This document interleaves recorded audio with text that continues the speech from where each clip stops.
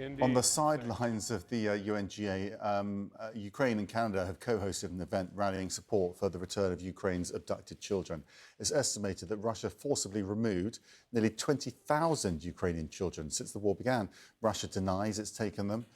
Vitalina Shevchenko is a Ukrainian youth delegate to the United Nations. Thank you so much for joining us. First of all, if I can just ask you generally about this shift in tone we've seen from President Trump, that must be quite heartening to you. Good evening, Max. Good evening, everyone. Yes, we are here at high-level week of UNGA, and the things that our President Zelensky, has been talking about this morning about abduction and deportation of nearly 20,000 children is important, and this is something that international community should take into account and should not forget. How are you going to make it happen?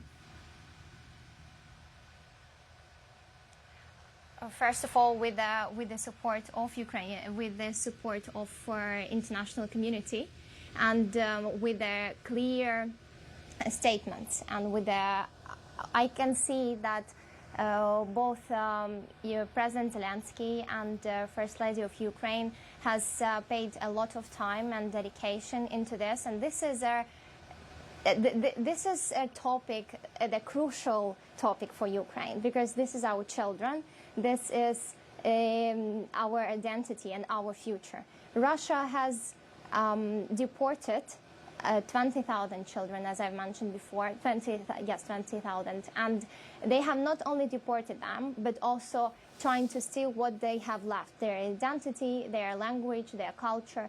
So this is a violation, a clear violation of international law, and we see that a lot of countries recognize it, and this is how it should be. The clear and just peace in Ukraine and the return of the deported children should be a priority. What do we know about how those children are living? What sort of lives do they have? Well, because it's Russia, we cannot say that we know much details. But what we have heard, and there are some evidence of that some of the children even went to the military re-education back in Russia, and they live now with Russian families. Sometimes they might even have new names and new identities. They are being taught in Russian schools, in Russian language, learning Russian history, completely isolated from their Ukrainian identity. They might not be even allowed to speak about this or remember this. And what is even more cruel about this is they are targeting the most vulnerable children, the most vulnerable groups of children. And do they have parents in Ukraine, or were they largely orphans? As far as we know, they're largely orphans, and that's why I'm saying that they are the most vulnerable groups. But of course, there were those who still have families in Ukraine. But again, it's a clear violation of international law, of the deportation and abduction of children. So the big power in the world, obviously, is the United States. Any suggestion from the Trump administration that they're willing to help you with this? I know that the First Lady has obviously spoken to this issue. Yes, it's in Ukraine. We clearly appreciate everyone, not only world's leaders and countries' leaders, but everyone who supports us. But of course, the First Lady of the United States and her clear support of initiative of Lena Zelenska was much appreciated.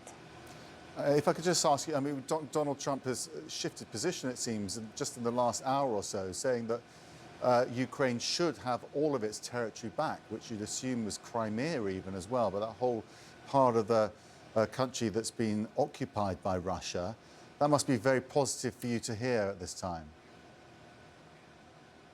Yes, first of all, I want to say temporarily occupied by Russia. And yes, this is something that we have been telling the world leaders from the very beginning of this war.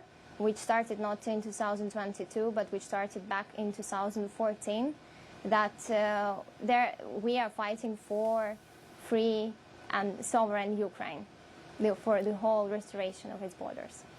Vitalina Shevchenko, it seems a bit more likely tonight if Donald Trump is serious about what he said on social. We'll analyse it through the show, but thank you so much for joining us from New York today.